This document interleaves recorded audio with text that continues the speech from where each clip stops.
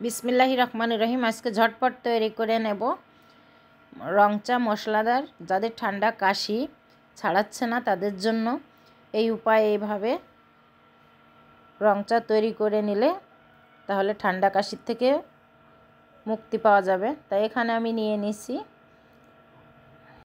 কিছু আদা শুকিয়ে একদম মসমসে করে নিছি, তেজপাতা, দারচিনি, এলাচ, লবঙ্গ, গোমরি, কাইলে জিরে দিয়ে দিছি মেথি।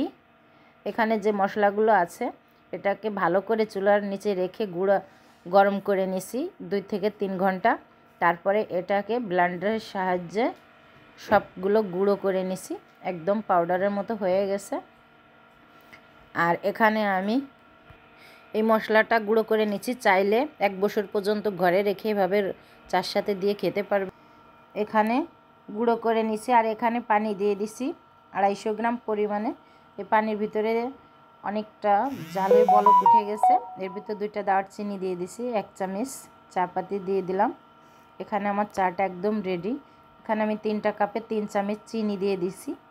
এখন যে চাটা চিনির ভিতরে কাপের ভিতরে চাটা ঢেলে নিলাম।